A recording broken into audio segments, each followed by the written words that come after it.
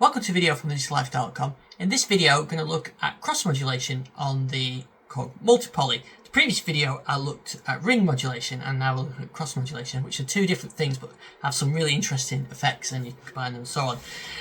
When I actually recorded this video, I did the full video of cross-modulation and ring modulation in one, and I decided to split it into two because it ended up a bit long. So, previous part was ring modulation, this is cross-modulation. Right, so we've looked at ring modulation, which was, I mentioned, modifying the volume. Cross modulation modulates the frequency. So the frequency of 2 is modified by oscillator 1. So that's the frequency modulation. FM, thinking DX7, classic 80s synth. I've got a TX7 there. It's not quite as, you're certainly not going to be able to make the electric piano sound from a DX7 using cross modulation here. That's not the same thing. I don't think the audio rate goes high enough. Effectively, that's the main issue. The audio rate doesn't go high enough for you to do the complex modulations that FM does. The mod wave over there, that does do FM. This is not subtle, you'll hear it, but this is audio range editing. So we'll see. But you've got a couple of options here. You can turn on cross modulation. There's a single mode and a double mode. In a single mode, oscillator 1 modulates oscillator 2, 3, and 4. So oscillator 1 is your modulator, these are your carriers. In double mode, oscillator 1 affects 2 and oscillator 3 affects 4. Just like in sync, which you looked at in the other video, that has a double mode as well. We'll go simple for now. We'll stick with a single oscillator. So what we get now, in fact, is the frequency of oscillator 2 being modulated by oscillator 1. I've turned oscillator 1's down so it can only hear in oscillator 2 at the moment. There we go. So let's start modulating it. And before I start to do that, let's turn it on. So I turn it on there. I'm going to turn it to full so you can hear it, what it is. Straight away you can hear it. So I don't know whether the camera will pick that up on here, but there's our sawtooth wave. And I've set the modulator to be a sine wave for the DX7. In fact, let's just go sine wave to sine wave.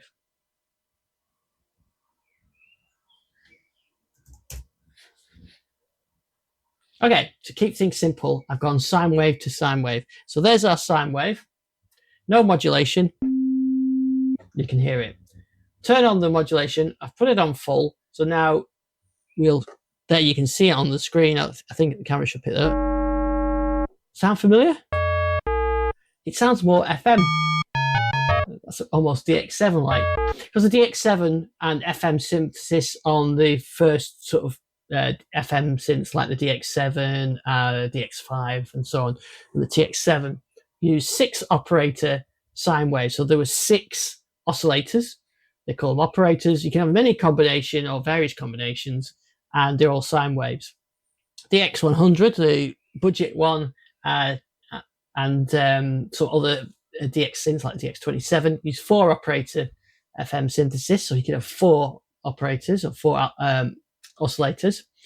And then later synths like the TX-H1Z, the rack mount had the option of being able to go, it still had 4 oscillators or operators in 8 algorithms, so in 8 options, 8 ways of laying them out, but it had multiple waveforms, so you could have sawtooth and so on. So there's all these combinations. Op6 has got all this built into it.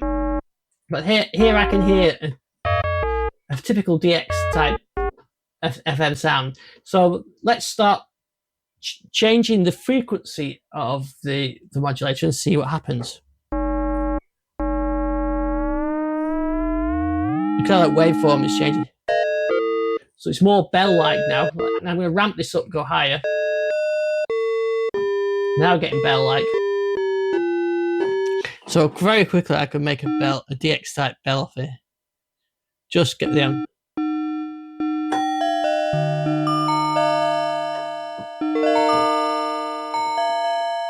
that's it, isn't it? That's a DX7 type bell.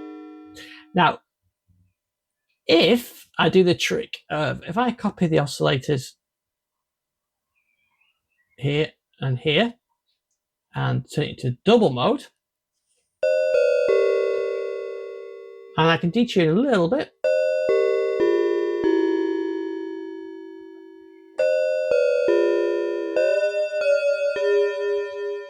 I've matched the levels lower. Sounding very familiar now. It's not going to take much to get that to sound like a nice 80s bell type sound. Bit of compression, bit of chorus, maybe a bit of echo and a bit of reverb.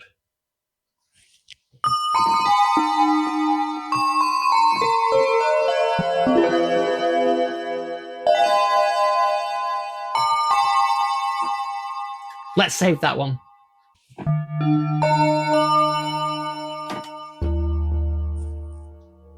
That is almost Top Gun type bell sound, isn't it? That's I've got that patch on the TX7. If we got the higher ups, it's almost Christmas bells, aren't they? So that is your typical FM synthesis, or in our case, cross modulation. The reason why it went dual mode is 2 pairs. So what I've created is 4 operator FM synthesis like the DX100. The DX100 didn't have all the nice effects to put on top of it. So that is a cross mod bell. Let's see what else we can do with it. Let's go back to single mode for now. Turn off these other oscillators. Now what happens if I change the modifier from a sine wave to something else? Let's change it to a square wave, and we should hear a different effect. Here's a square wave. We could use a classic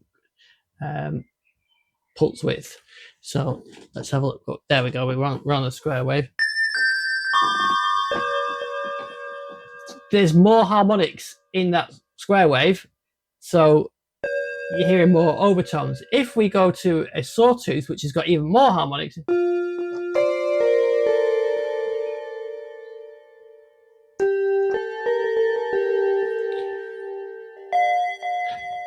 so change to the pulse width, and you can hear those extra harmonics. If we alter the pulse width, then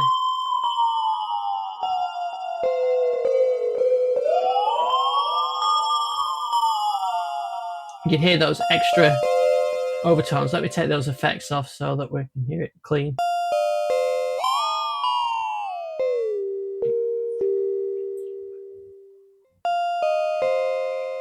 Now let's look at, if I, instead of putting it at the same pitch,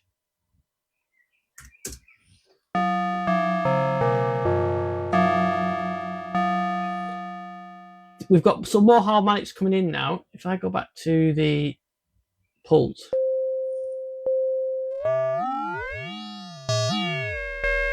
you can hear those harmonics kicking in. Go to a triangle. It's closer to the sawtooth. It's closer to the sine wave we started off with. You can hear the extra overtones. So if you want the overtones, you can bring them in like that. You could use a digital wave as well.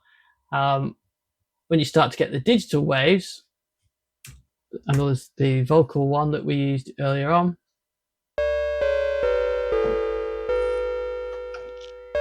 It's quite a complex wave, so you're hearing those overtones on it. You can't really make out the AE bit unless I turn it up.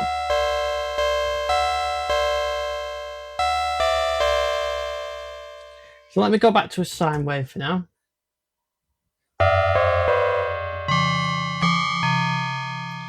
We've got our tunings the same at the moment. Let's apply a pitch envelope like we did with the ring mod.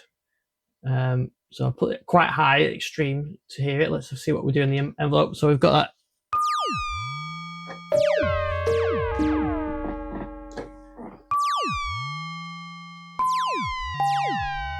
So you can hear that, the effect that envelope had. If we make it subtler, if we raise that up a bit, so there you can hear that modulation. we don't have to use a pitch envelope, of course, for that. We could apply some an LFO to it. Let's see if we modulate the pitch of oscillator 2.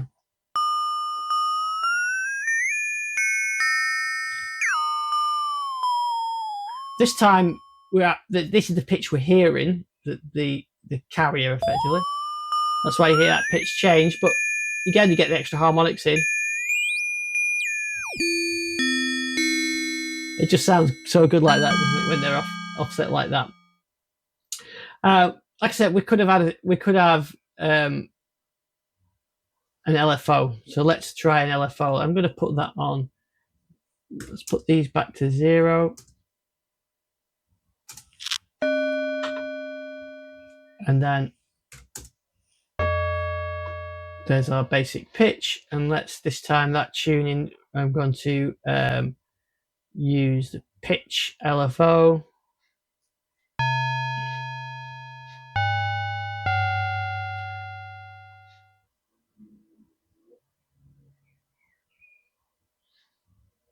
Pitch LFO.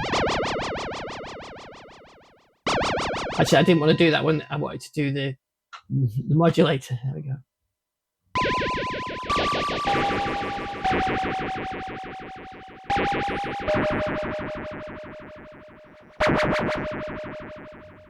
We make it a bit subtler.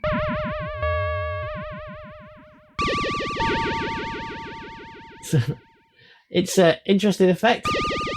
If we raise this up as well.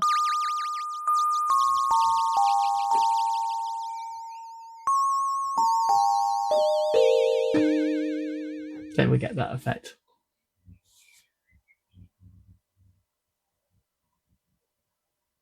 Now we can combine cross modulation with sync as well to make things slightly subtler because it keeps the oscillator in tune. So let's have a see what. So I think what we need to do is to go a bit more basic for this to try this out. So I'm just going to reset some things on here.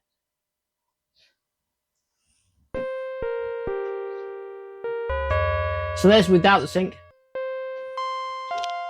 There's with it on. If I turn both off for now, so there's the single oscillator. There's it with sync. There's it with cross mod and sync. Now we can apply some pitch envelope to oscillator 2. And the cross mod, the sync keeps them on the same pitch because they're tied together, and we get that classic sync effect which you heard earlier on. I think we need a bit of release on that pitch.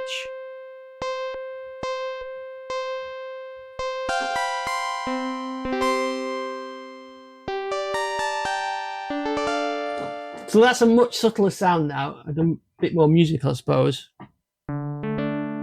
Especially as you get down here, it sounds very like a DX.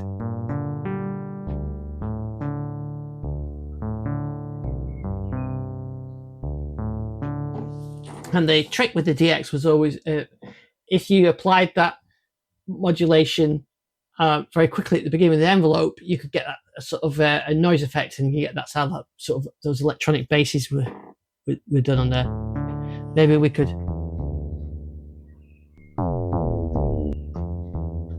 Maybe we could try and make it a bit similar, and by just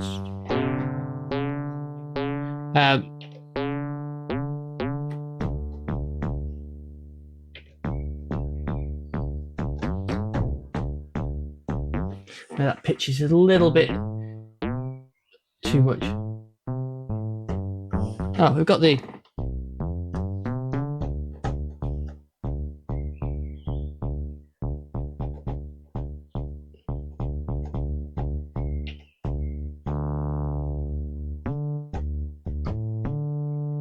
well, then we've got the DX7 double bass sound.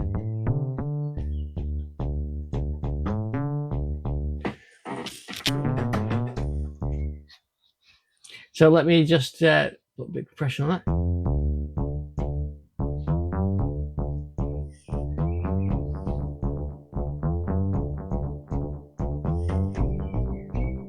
So there we go, an FM bass. Let's save that. Now what we haven't looked at so far, I'll just try.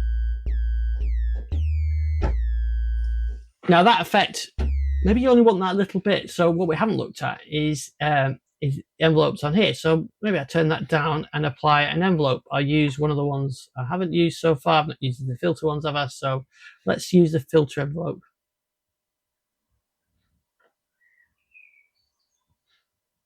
Rack it up, and then I'll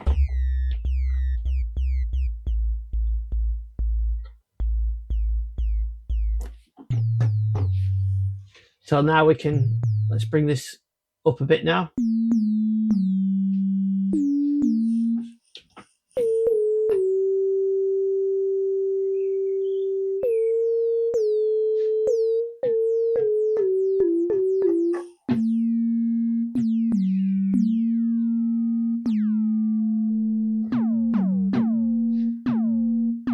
So now we're only hearing the whatever the filter envelope is, the amount of cross modulation.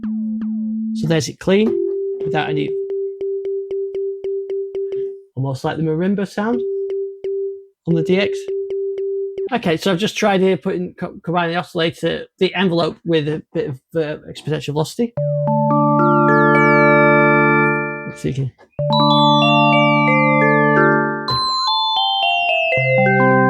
So again, some interesting effect.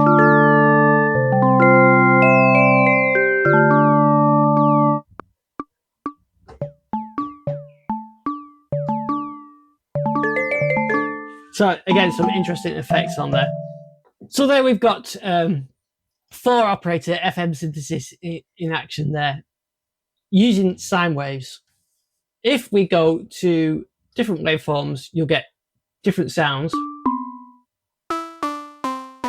because you're getting the different combinations of an oscillator view there. Actually, a 2D tuned source.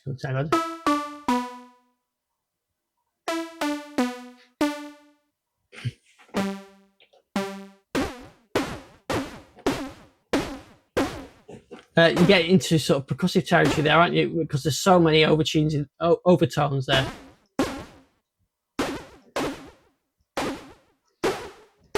Bring some noise in as well.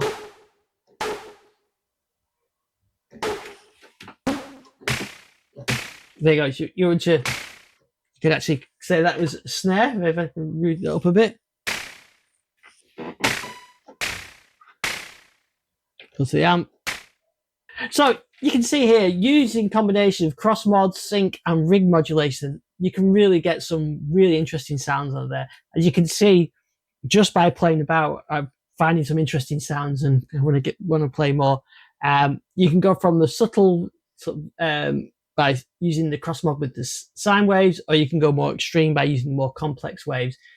Using envelopes or LFOs on the modulation amounts and on the pitch makes a real difference, and I think that's where you'll get some nice effects in there. Of course, you're going through filters as well, so these are still going through. So you've still got all your filters. So if I go back to my DX7 bell sound, I put it through as a bit of filter. Let's give it a nice SEM filter.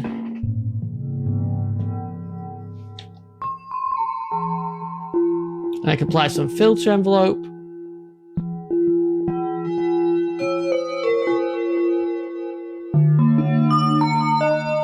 Something you couldn't do on the DX was put it through a filter. So